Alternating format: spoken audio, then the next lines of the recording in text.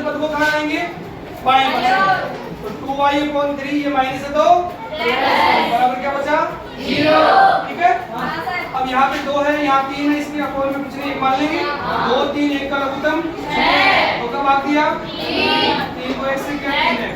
3 का भाग दिया 2 को 2 से किया 1 का भाग दिया 6 को 1 से गुणा किया 6। ये 0 में जाएगा, 0 जाएगा, तो ये बन गया 3x + 4y + 6 बराबर 0। ये हो गया आपके पास समीकरण 1। इसी प्रकार यहाँ इसको कर रहा हूँ हल, बटे में 1 मानेंगे, लेकिन उसके पहले इसको अचल पद को लाएंगे यहाँ पे बाईं ओर। +3 है तो बराबर 0, बटे में 1 मान लेंगे। यहाँ भी 1 3 और 1 लघुत्तम 3, तो लघुत्तम 3 आ गया। 1 का भाग दिया 3 बार, 3 को 1 से गुणा किया 3x। 3 का भाग दिया 3 में 1 बार और 1 को गुणा किया y से तो 1y।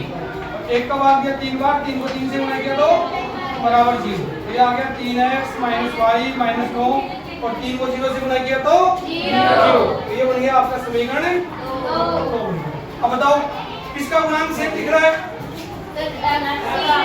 पहले से दिख रहा है, देखो x का गुणांक यहाँ भी 3 है और यहाँ भी 3 है, तो गुणा करने की आवश्यकता है क्या? नहीं है। विलोपन विधि में गुणांक सेम करते हैं किसी एक चर का, तो यहाँ पहले से सेम है, इसलिए गुणा करने की आवश्यकता नहीं है। तो समीकरण 1 व 2 समीकरण 1 व 2 तो समीकरण 1 क्या है? यहाँ पे 3x + 4y + 6 बराबर 0। और समीकरण 2 है 3x - y और -2। 3x - y - 2 चिन्ह बदलेंगे क्या? हाँ, क्योंकि समान चिन्ह कटेगा नहीं, तो चिन्ह परिवर्तित करेंगे लास्ट वाले समीकरण के। तो माइनस प्लस से माइनस, माइनस से प्लस, माइनस से प्लस, ये कट गया। अब देखो यहाँ पे 4y प्लस के 1y प्लस का कितने y? 5y हो गया। और प्लस का 6 प्लस का 9, कितने 9? 15 हो गए। शाबाश, प्लस के 15 बराबर 0। तो 5y प्लस का हो गया तो माइनस का, तो y की वैल्यू आ गई -15 और 5 गुना में तो भाग में, तो कितना आ गया? भाग दिया तो माइनस का 3।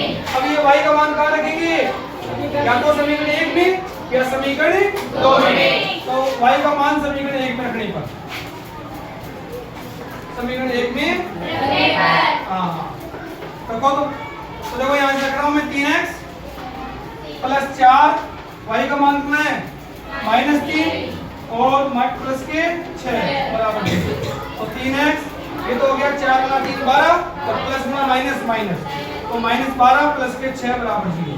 तो 3x कितना बचेगा यहाँ से? -12 प्लस के 6 कितना आएगा? तो माइनस का 6 बराबर 0।